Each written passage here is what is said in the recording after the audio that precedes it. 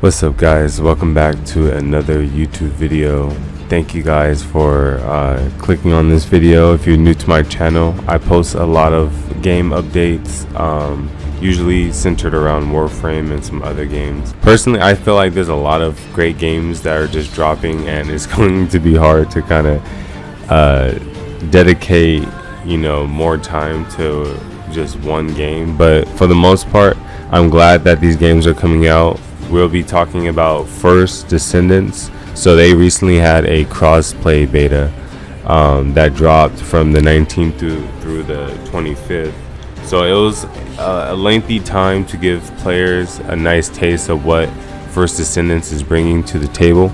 Obviously there's other games that it can be compared to, but I will be giving you guys my opinions and thoughts on how I thought first Descendants went so far. If you're new to my channel, be sure to subscribe and hit that like button so you can join the squad, and hit the bell so you can be notified every time I go live or drop a video. But first, I'm going to go over the graphics. So in this video, you guys are going to see two parts of the game. You're going to see the first half of the video in max resolution. So I think it was like, yeah, the settings were set on 4K and I had motion blur turned off. So this is how it will look like running those settings. I was playing this game on the PS5. For the next one, for the later half of the video, you guys are going to see a graphic change. It's on max performance, I believe is what it was called, and I have motion blur on, so you guys can kind of get a taste of both worlds. Compared to the first beta, I think they did make a lot of changes and improvements onto their graphics in terms of how they switched to Unreal Engine 5, which is amazing. But yeah, the graphics definitely look a lot better. The gameplay was fun. It kind of gave me Naraka Blade Point vibes, which was awesome. I'm not hating on it. The gameplay mechanic with the grappling hook is amazing in this game. I like the hub, how the hub kind of has everything there. We play Warframe a lot, if you guys are familiar with my channel, and having that orbiter is so important because it's just a collected place where you can just knock out a bunch of tasks if you need to. The story is changed, so compared to the first beta, they did change the initial mission. In terms of lore, for what we've received in the beta, it does look like it's building up to be an interesting story, especially how we can see how all the active descendants that we can play as, how they are incorporated into this story.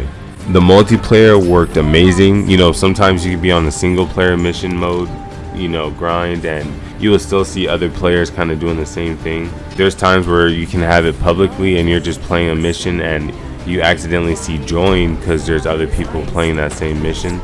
So it kind of works just like how Warframe is in terms of like linking up publicly. When I was playing this on the live stream, I did get a chance to play with a few of you, and you guys were if you guys did play with me in that stream, you guys were amazing. But it was fun to play the game all multiplayer. They kind of whooped our butt for like the first half because we got caught off guard with the mission. But then we were like, let's add on a bunch of the loot that we already collected that we just never equipped yet. And once we did that, bro, it's just cool to see how, when you do put time into your builds, you can see that damage increase. So just like when you play Warframe and you're finally able to like tackle the Steel Path missions, that's the kind of satisfaction we got when we're working together with collecting. The next thing I do want to talk about is the missions. So the missions are diverse. They do have exterminate missions, I would say mobile defense missions where you kind of do extermination and collect the piece and take it to the robot and go to another area to do an extermination and collect the piece. There is some uniqueness in the missions, but I think those are only applying to like the story quest missions that you can replay. The similarities that I've seen in this game does remind me of Warframe and Destiny. Like, I related it to Warframe because it had the same mods idea concept where you place mods into a selected slot space that you have for your character or your weapon. It's an already amazing game, so I don't want to confuse anyone by letting them think I'm talking bad about it. But right now, I'm going to go over questions that came to me when I was playing this game during the beta.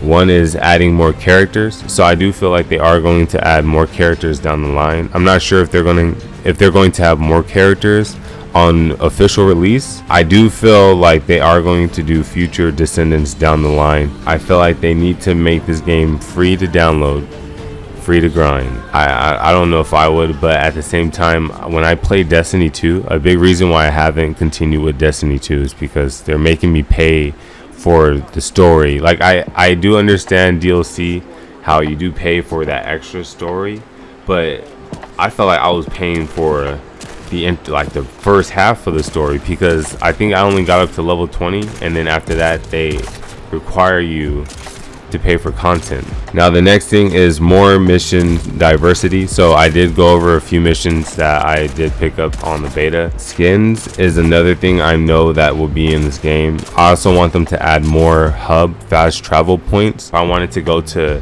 the chick to buy more Descendants, I would have to like spawn there and then run across the whole map, go down the stairs, turn left, and it was just tedious. At least making the personal item bag bigger.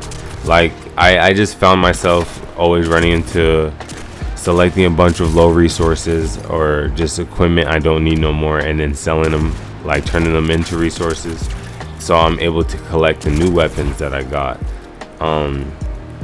But it just felt like it filled up so fast, and it does not give me a lot. Like I'm more on the edge of making sure I have space than making sure, okay, I got some nice weapons, let me see which ones I want to keep and invest in.